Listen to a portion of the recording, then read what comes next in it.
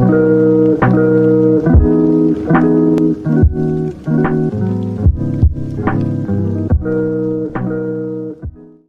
guys, what is going on? RedMaster here, and welcome back to another episode of, I want to say, hidden combos. I mean, I don't really know if this is again a hidden or known. By the time I'm recording this, I'll probably figure it out by the time the title goes up. But with me is actually a very special guest because I'm going to be reviewing a deck that isn't really necessarily mine, but you know, my friend here showed me the deck, and I was really interested in it, really excited for it because I haven't really used anything like it since Dwarf Town, and you know, taking me back to those days, I got really excited. So, here to help me explain his dwarf deck, what do you go by? Should I just call you Teagan? Or... Yeah, you can just go by Teagan. Alright, we're just going to go with Teagan. So... Hey, Red.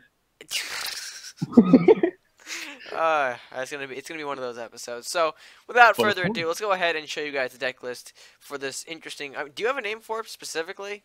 I really don't.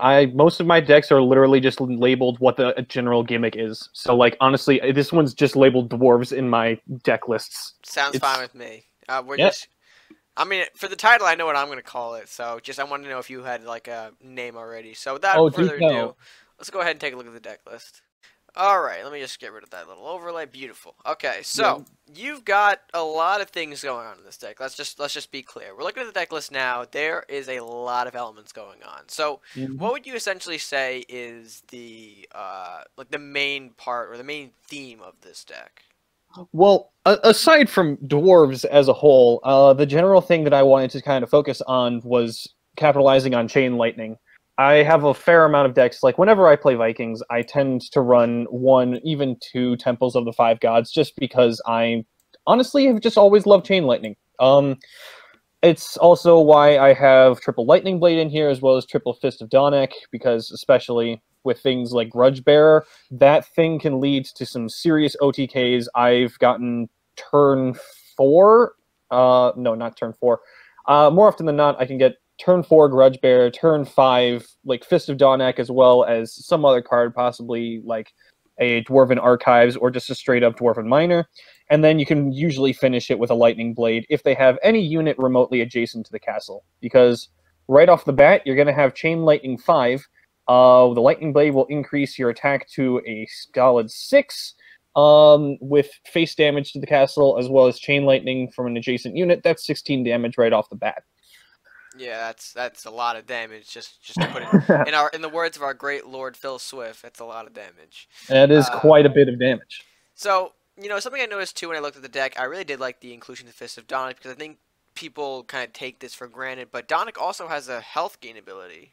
That is correct. For dwarves, and we all know how much people love Scope's +1 health. So exactly. Imagine just getting that +3 on a unit that's already probably pretty beefy when you can think about it. A 3/3 becomes a 3/6 in Dwarven Miner, a 2/3. Don't forget the Chain Lightning, so immediately you're also going to be buffing the attack by 2. Exactly, so it's a big 2/5 buff for a Dwarven unit, so I really do like that. And of course you mentioned Temple of the Five God. Now I think this is a card I haven't really used a lot personally. That's completely fair. It is a heavy investment for a building that can, you know, it can stack over time, but for its initial investment, it's always been kind of tricky for me. Now, is that really the main reason? Because if you also scroll over here, of course, to the 1 gold, we do have Dwarven Construction, which I'm pretty sure immediately is going to be the sound off in the comments saying, get that Dwarven Construction out of here. I mean... Oh, I completely agree. Did you have, like, any sort of motivation, I guess, for that construction? So, the main thing that I tend to do with Dwarven Construction is, first of all, I was playing with a friend of mine the other day, and it was quite entertaining because I managed to get all 3 Dwarven Constructions in my hand at once. It was getting into about late game. I popped down my Temple of the Five Gods, and then immediately follow it up. I had an armory on the field with 3 Dwarven Constructions to boost the Temple of the Five Gods to 11 health, the armory to a solid 9, and my castle up an additional 6. To which he kind of just scooped because after I was starting to get a fair amount of swarm going, and he just could not handle the Chain Lightning at the time. So I completely understand if you would want to swap that out for something else. I am mean, more I than happy personally love it right now. It's sort of the card people don't see coming, to. because think about how viable and precious some people consider Armory or even Temple. If you buff it in Exactly. the slightest, Burn's not going to help you get rid of it as much. We see how much people Yep. struggle with Church and Temple as it is, given the 4 and 5 health respectively. So putting on more just seems like you've got that building well protected.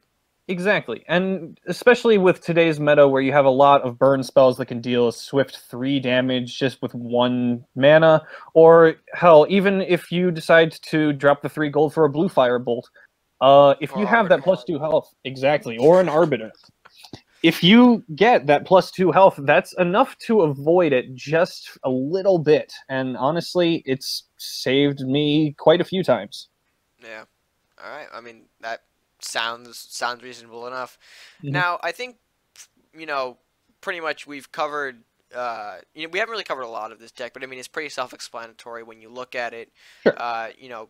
Things like you don't really need to explain why the dwarf units are in this deck. It's a dwarf-based deck.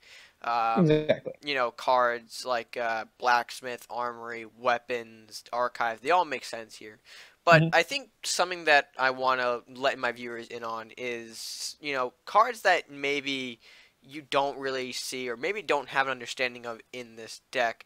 Sure. Like for example, like why would you run some of the other units that you do that aren't necessarily dwarfs? Like, you All can right. kind of understand Tunnel Escape, you can understand Grudge Bearer, but like cards that don't fit that dwarven archetype, like we are running Cleric here, we are running Mhm. Wind Mage, like can you explain what those additionally bring to the deck that I think or that felt it necessary to include them in? Yeah, totally. So when it comes to the main ones that aren't actually, there are very few units out here that aren't dwarven units, and those would be Kraxis, Wind Mage, Lich, and Cleric, as well as our usual staple cards of Hassan City Guard and Lumberjack. Um, Plus the Inspire. But go on. oh yeah. Oh wait, I'm actually not even running Hassan City Guards. Got him. Yeah, I decided to go with Inspire over City Guards for the sole sake of, more often than not only have I been pulling Hassan City Guards with the Inspire, but when I first started making the deck, it actually only had 22 units in it, and I just couldn't figure out how it was that I could buff up more while also keeping the consistency of the buffs that I was getting off of the other cards. Like, I was running 2 Mithril, I was running 3 weapons, which I recently cut down.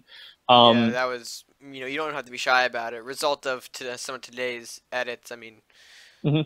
let's be real here. It's Um, significantly better. yeah. And I'm quite thankful that you have all of the cards, because one of the cards that I am currently missing is my playset of Mordok, which is probably going to be my next investment. It'll take quite a bit, but I'll probably get some I eventually. would say he's a pretty overall great addition to the deck. Not only does he provide that late game threat, but he's also a dwarf, so Indeed. anything that you would think works on your paladins and miners works with Mordok. So, Exactly. but back to the discussion on like Inspire and Cleric. Right. Yeah. So when it comes to Inspire, almost all of the cards that you're going to pull are already going to be from the Viking or Cleric faction. So they have at least the slightest bit of synergy right off the bat. You got cards like Guardian, you have things like Snipers, which, as we played a bit earlier, you saw that the Sniper with the Chain Lightning was quite entertaining. Yes, yes, it was. So being able to get things like Guardian, you can pull Hassan City Guards, you can pull various units with Siege. It's honestly just been pretty useful so far. It also gives me a lot of opportunity to not only keep cards in my hand, but also to save them for specific scenarios. For example, if I just wanted to play 1 unit right now, I didn't want to potentially have the risk of having 2 units on the field. Say my opponent is also using Chain Lightning or Explosion or anything like that. Hassan City Guard could potentially be more of a liability than it is actually beneficial. Mm-hmm. So being able to use just 1 unit at a time, while some may say it'll kind of slow things down, I found that it's a lot more situational. And, if you want to take out the Inspires, balance it with some guards, or just, like, change the overall balance, I'm completely fine with that. Yeah. It's just however it suits your personal playstyle. Yeah. Go ahead. No, I mean, I was going to say, Inspire's been Oh, working fine for me. I just know people who, again, like you mentioned, feel kind of that safety with running the 3 Hassan City Guards, not really leaving it up to the Inspire play, per se. sure. So it makes sense to run the 3 Inspires for me, personally. That we wanted to discuss was Cleric. So I've been playing this game for a very long time, and ever since I have always been a fan of Crusaders. It was really fun back in the day when Holy Aura was a thing, and that's why I would always include Cleric in every deck, That's another because big discussion for that's oh boy. Holy Aura. Anyway, moving past that, I found that especially in early game when your opponent's struggling to get some units out and they haven't dealt, especially if they haven't dealt any damage to your castle, Cleric is essentially untouchable because it'll always heal itself back to its full health. It's also been quite useful if you only have 1 or 2 damaged units, because even if the Cleric doesn't proc on you, it has the potential to heal some of your lower health units. Say maybe Especially that because, minor that you had the Donic on, the 3/6. Now precisely. that's gonna regen to its kind of full glory, meaning your opponent's got to put more into it. I would say that's pretty. Exactly. That's a good And as soon as you plan. put a Donic onto something, it immediately becomes more of an investment. So you're going to want to protect that investment. Exactly. The next ones, which happen to be quite right adjacent to each other, I mean, I are would the kind of say unused. Lich is explanatory as it is. It's Exactly. more of the freezing stalls for a minute, lets you even potentially, freeze the enemies in a position where you have more value from some chain lightning. So, I mean, pretty much you can assume why Lich is in there. I mean, pretty sure most pirate decks today aren't without at least maybe some type of Lich. I would say. Probably the one that might need a little more explanation is the Wind Mage, which, Sure. kind of going back to the Lich for a minute, it has the same purposes as that, but I mean, I'll let you take over on that one. So, back when I was originally creating my dinosaur deck, I was having some trouble because I kept losing to Rush, and that was just an issue that I had. I was playing a lot more higher cost cards. I didn't know what to do. And so I got a recommendation from Super Baseball, hey, you should try running Wind Mage. It'll help kind of keep your opponent's Rush at bay, and all that kind of stuff. And I was like, okay, well, I'll give it a shot. And I did, and honestly, it was working out pretty well for me. So recently, earlier today, again, while we were playing and testing, all that kind of stuff, we noticed that a fair amount of our opponents, once they caught on that we were using Chain Lightning, were trying to space out their units a bit more. They were trying to just keep everything, safe. Dolphin. And so, yes, Dolphin. Just gonna say the name. Anyway, I don't. It's fine. It's fine. that's fair. So one of the things that I thought of was, wait, why don't we just condense the units a bit? Because he wasn't really spacing his units out. He was mainly spacing them out horizontally. He was having it every other space. So I'm like, why don't we just push them all together? Yeah. And immediately we were able to get some really nice chain lightning plays off of there, as well as the fact that now we have a ranged unit, which honestly has been quite useful. I already have a pirate Viking deck that focuses on solely on range. Yeah. It focuses solely on range, chain lightning, That's what you should and name the deck, by the way, chain range. oh, I have it. I have ranged lightning. Oh, okay. But yeah, you're right. It's just capitalizing on things like Thrill of Victory, Dwarven Sharpshooter, that kind of stuff. But overall, Wind Mage has been really useful in controlling the overall state of the battlefield, which has been quite beneficial when it comes to manipulating the lightning, as well as potentially getting some good Thunderstrike plays off of Grudge Bear. Exactly. So, I mean, yeah, that's pretty much, I think, going to cover the deck. I mean... And I feel like Praxis is pretty self-explanatory. Praxis, we kind of explained the Mordock a bit. Arbiter's a bit explanatory. Tunnel Escape, for more Dwarves, to be honest. I mean, you can kind of assume why it's in there, even though you may not agree with it. That's why it's partially in there. But I think this pretty much covers all of the deck. You know, all the elements have been kind of explained a bit, even the ones that maybe you don't quite understand. So with that being said, we're going to jump into some matches, of course, and see how we do. Of course, we are actually going to jump into ranked with these matches, and we have a system. Don't you worry, we'll explain that more when we get to the matches themselves. So with that being said, let's just jump right in and see what happens. Alright, so looking at this opening hand, I think the right choice to kind of swap out are Dwarven Construction, definitely. Would you keep the Tunnel Escape, though? Because, I mean, I don't think so. I personally think that we're fine with swapping it out. I feel like just holding on to as long as Paladin. the 2 Paladin. Ooh. There you go. Beautiful. Okay. So we are actually using kind of a screen share right now because I did mention I would explain that previously. Yeah. So he can pretty much see what you guys are seeing right now, aside from that beautiful face cam up in the corner there. So opponent doesn't play anything turn 1 or 2. I think we're pretty safe to inspire, right? Sniper. Sounds good. Master at Arms, not the worst pulls. I could have done a little bit better maybe with a Question Knight or a Guard, but I'll take the Sniper, definitely. Maybe the Master for use. Our opponent is running Warlock Crusader, though, so what would you say about that? So right off the bat, I'm potentially worried about any sort of early game burn spells. He could be holding on to, you know, something to pop our Sniper as soon as we play it. That's probably my biggest worry about us playing it right now. His Ramrus is not going to be able to reach our castle just yet, so I think, yeah, going with something along the lines of Paladin is going to be smart. Yeah, just holding it back a bit. And even then, Paladin is going to heal himself by 1 as well, so this Ramrus is only going to be taking off 1 damage at most. I'm thinking next turn as well, we just top deck that Blacksmith, so would you say that's going to be a bit of a fair trade? I completely agree. Alright, so Blacksmith is pushing up. But that's it. That's a thing?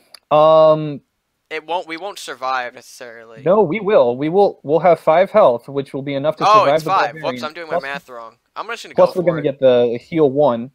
I'm gonna go for it. It's early value, and we're pushing a big threat onto him. True. We're pushing a 4-2, which can heal, by the way, if you can't kill it directly. I did my math wrong for a second. I'm like, that's not gonna work, but we forced a Dwarven Miner out of him. There you go. All right, down to 3 gold. Going with a Pyromancer. Okay. All right. So wow, not gonna hold positioned. It back so would you say it's a good time to move up the Sniper? What are you thinking? I am thinking the Sniper as well. Yeah. I mean, a bit more aggressively than his play, like right around there. Definitely. Okay. Not going to play the construction because obviously there's no need to pop it right now, and we should be fine with where we are in terms of our hand size. That's a Blaze. All right. So right now our Sniper can trade pretty evenly with that Pyromancer. Not only that, but all right, he's moving it down. We do have the option of popping out the Blacksmith and going 5 straight to the castle, but at the same time, we also risk him healing up. I'm thinking a Master at Arms right there, where my cursor is. I don't know if you can see that. Yeah, I can see it. Yeah, I support it. Because I don't really see... There's no reason to throw out the Grudge Bear. I could coin out the Blacksmith, but... That is an option, but I feel like if we wanted to, we could save it from... That's exactly what I'm thinking. Yeah. And plus this... I mean, I can assume this Pyromancer is pretty much his all-star... Whoa. Alright. That's Trading a fair trade. Master of Arms. Sounds 4 for good. 4. I'm completely fine with that. That Pyromancer's also... Oh, because he's got a friend. So now we have the option of potentially taking out one of those Pyromancers with our Sniper, or if we wanted to, we could also go with an Armory and Blacksmith and just deal 6 straight to the castle. Well, wait, hold on. If we... Oh, never mind. Sorry. What you thinking? I was just kind of thinking, because even that won't really survive, per se. But I don't really think going 6 to face is a good idea. All right. What you thinking then?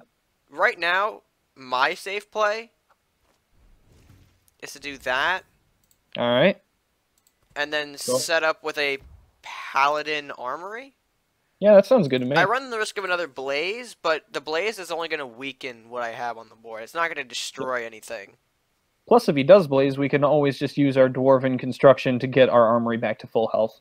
Exactly. Or, yeah, heal the castle, get the Armory back up. That's a Swordsman. All right. That's an aggro Swordsman. Indeed. I think that's a great Mordok opportunity, personally. Yeah, I would agree. Because I could also... Well, I'm going to do this. It's a safer bet. I'm going to weaken him with the Paladin and then take it out with the Mordok. Even though I know I could have gotten that Paladin heal on Mordok, the cleave would have destroyed Mordok anyway before I got the heal off. So That's fair. Mordok comes out. That's great for us. Oh, Horseman nice. on the castle. We'll take out the Pyromancer so he can't use that to threaten us. And we'll end our turn there. Not really necessarily need to coin for a Dwarven construction because, no, why not? I don't think we do. Plus, we have an Archives in hand, so even if the Mordok does die, which I believe he's going to do with this Ramrus right here, we can also just play a Grudge Baron next turn and still get that draw too. All right. You got something else He's in going play. for... I understand his mindset a little bit in that play. He was trying... Mordok can't hit face. That's true. At the same time, now if we play Donek, it's going to get the +3 onto Mordok. Exactly. That's what I was thinking. All right. Because now, look, I think what we can actually do here is we can do this, Move him threaten down a with little. it. We can even move the Grudge Bear up because he blocked his summoning space off with this armory. And now we can get the +2 off of Archives, and that's a solid turn. Beautiful turn there. So this should be the end of game 1. I don't think he can really come back from this, personally, even if he finds some way. Arbiter, okay, there's a heal. But that's Besides, not... we can always use a Craxus as well as Dwarven weapons, or we can just get the draw 2 right here. I'm thinking Blacksmith first, just to exhaust our hand a little bit. That sounds like a good call. Followed up by the Archives with another Donic.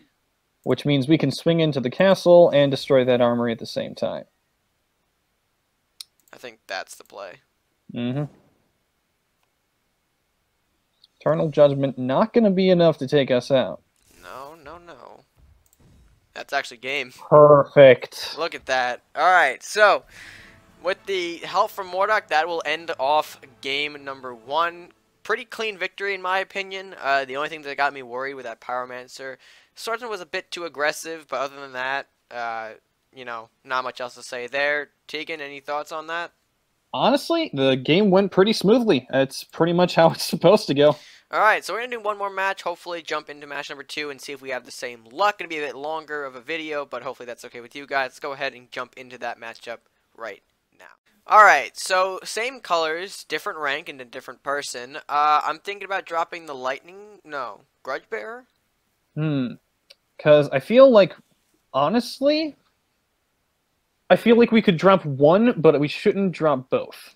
Yeah. I will leave that call completely up to you. I'm going to go Grudge Bearer. Yeah. So I feel like Dwarven Paladin with Lightning Blade in our last game went really well, and right off the bat we have a 1, 2, 3, 4 combo. Exactly.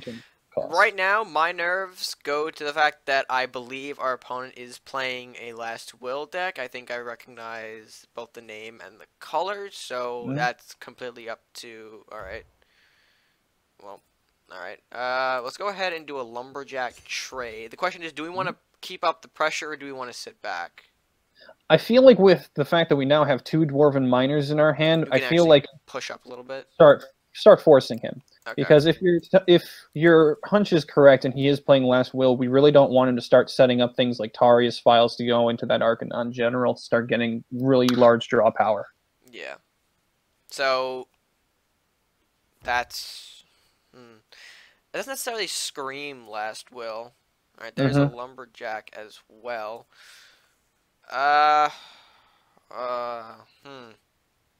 So I'm thinking we either play the Fists of Donek onto that onto our Dwarven Miner and start pushing even further, or go with the Inspire right now. I do partially want to go with the Donic because I don't think he's only working on 4 cards right now. That's true. So I am going to slightly push, and I even move my Miner away from the Imp's attack range, so he can't really get that 3.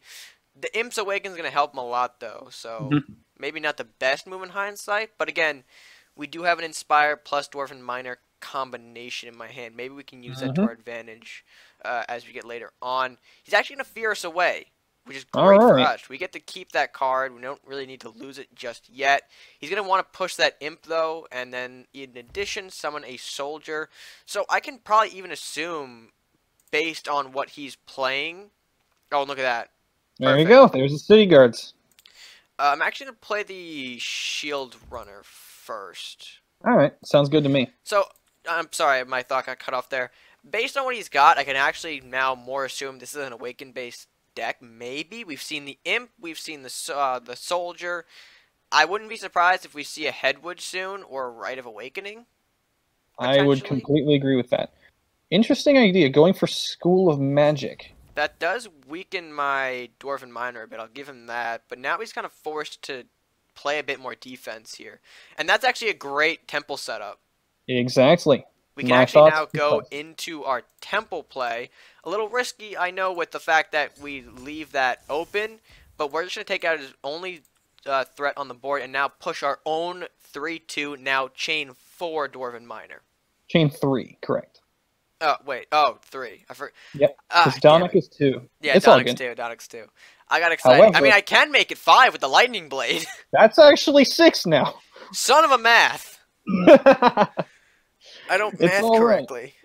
It is completely okay. And now that's going to be even more of a threat with Grudge Bearer in our hand. Because Thunderstrike with Chain Lightning is a force to be reckoned with. Oh. We also now have our Dwarven Construction, which we were mentioning earlier. So, my personal thoughts right now are to lead with the Grudge Bearer, put him in front of our castle, and then protect it with either a City Guard or our second Dwarven Miner. But will we trade with... I am afraid of letting that thing live for right now, so it's probably best right now to trade. Just gonna get rid of it. And actually, with this guard play, we can actually force a Lightning Blade, potentially. That's true. Because remember, we still have it, we haven't used it yet. My fear is a Flamestorm, potentially. That's completely fine. But right now, There's see, that's a Dragon's Fire. Thankfully, our dude survives with just a little bit of health. Now, if you want, we can pop out 3 miners. I'm going to stick with 2 for now. Sounds good. Personal preference. I doubt he's got the second Dragon's Fire. I'm not going to use the construction because right now our buildings aren't being threatened enough to use it. And I want to keep this hand a mystery to him. That's completely fair. My hope is to maybe pop off a Lightning Blade on whatever he throws out in front. Like a Salahar Rider. That's actually... Oh, okay, never mind. We're gonna... Alright. See, I mean, now that rider damage is negated by our construction. Mm-hmm. So I'm fine with that. Well, don't forget, Dwarven Construction does not heal for 2, it gives it +2 health. So in theory, our castle could be at 22. That's actually a great trade for us. We can actually take out that flower and do more damage to face. Yeah, plus we'll take out the School of Magic as well. Oh, okay. Not necessarily. Yep. I don't really want to power it up with the Lightning Blade. I feel like that's not worth it right now because we're also going to get this Inspire off. Mm-hmm. 2 questing knights. Gonna stick with the 1. Again, I know he's got the Dragon's Fire, so I'm particularly holding off on that. Because now that I know he's gonna expose that to me, I don't really think this hand is working out for him though, because he's holding a lot of resources back still from us.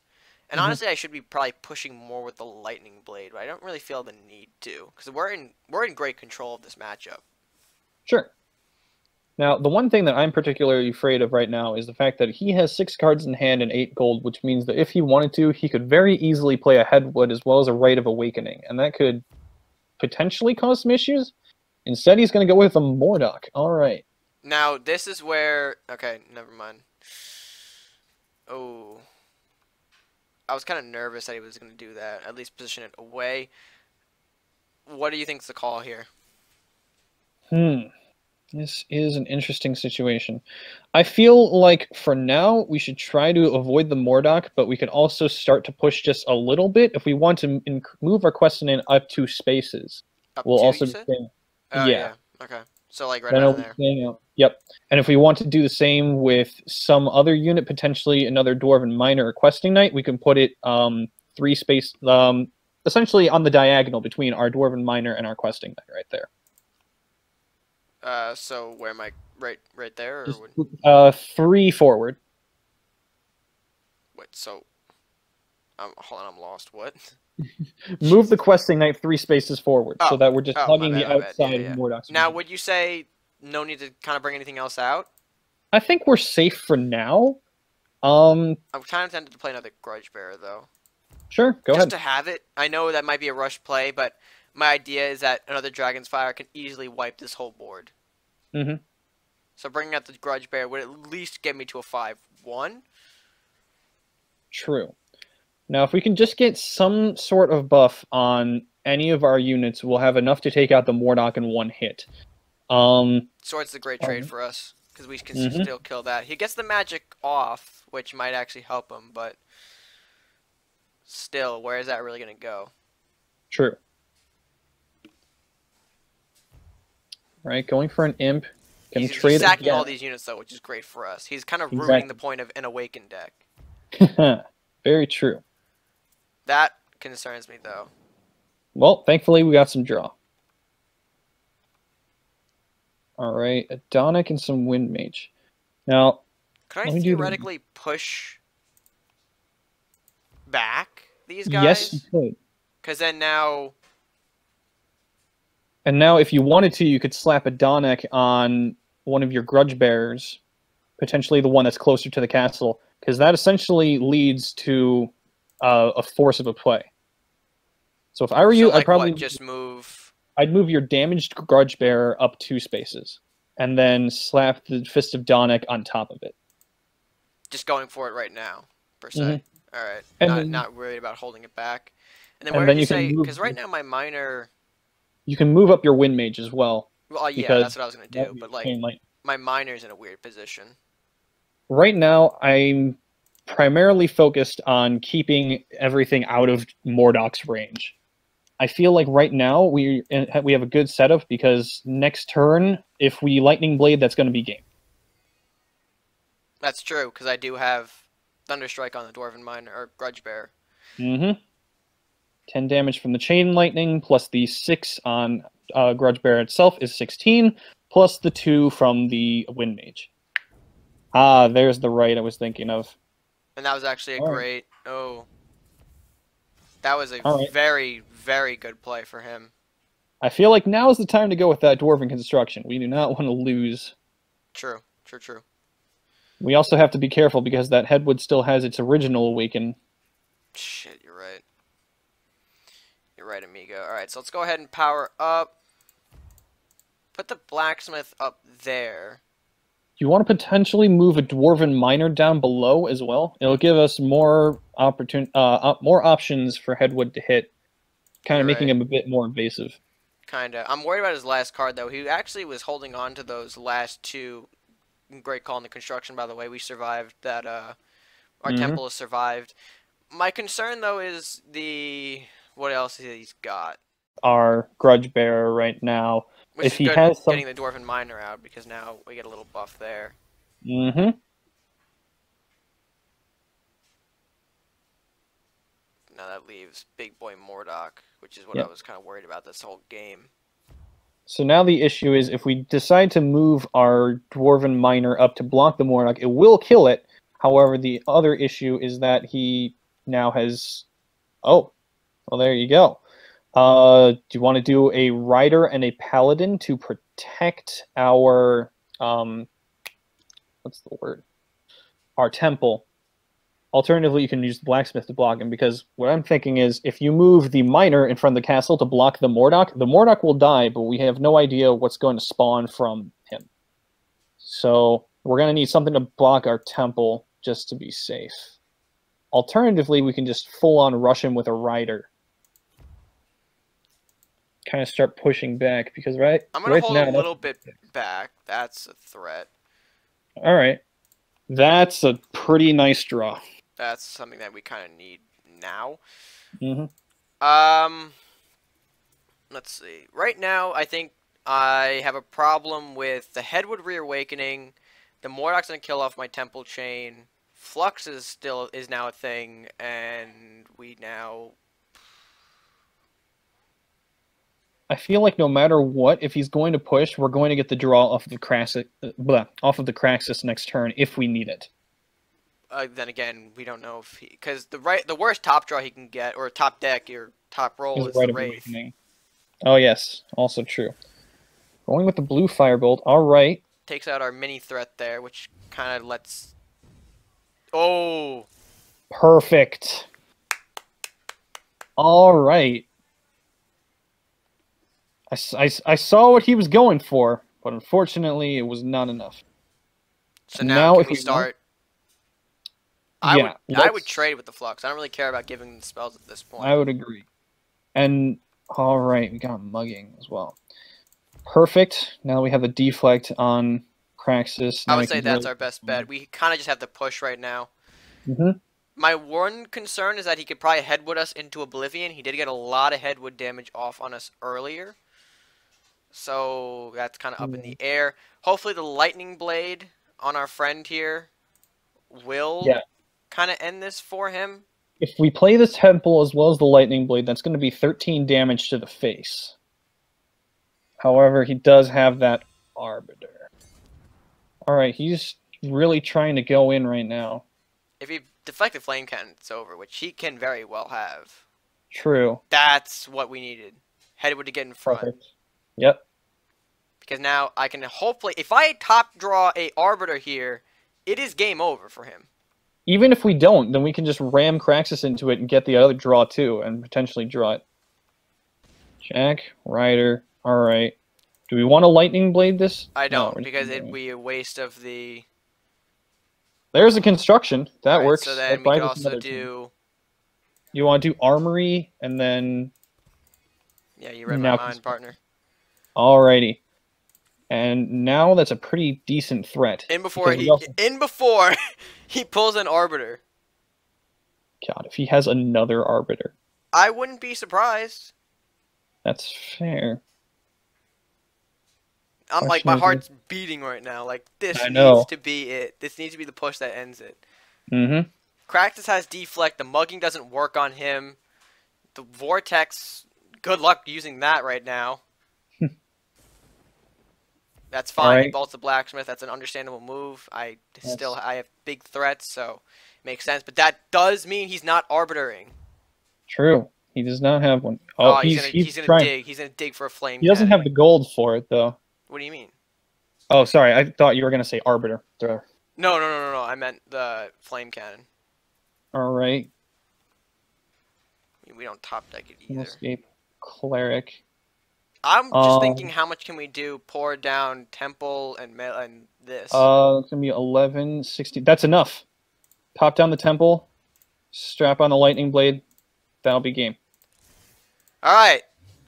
You didn't. What? Yep. Oh, I was so confused. I was like, what? All right. So, with that being said, for me forgetting that we had another chain lightning, damn, we got out of that one with a victory. A very, very nice play from us. Oh, jeez. That was intense. Oh my god! And this video is gonna be like 40 minutes long. I don't care. That was great. That was And with a stressful game two, with a win, we're walking out of it with a win, I guess. That's what we're going to end off the video for today. If you guys enjoyed, be sure to leave a like on the video, share with your friends, and comment down below your thoughts on this dwarf deck. Really fun deck. Really taking it back to the Dwarf and Dinosaurs days. Teagan, thanks for coming on, man. Do you have anything else to say? Do you have anything else to kind of put out there? I think that honestly, the games that we've played have spoke for themselves. I've been a lot of fun playing with you, and I hope to play with you again in the future. I definitely think that we will be doing this again sometime. So, yeah, I think that's gonna do it for us. I'll leave any sort of I'll ask you this in the question, but you know, go ahead. Links. Well, I'm about to say, do you want any links below? But if there is something, guys, you'll find it down in the description below. So with that being said, if you haven't already done so, hit the subscribe button, share, support the channel, all that good stuff, help us grow. And with that, I think we're going to close it out. So until next time, guys, stay gaming.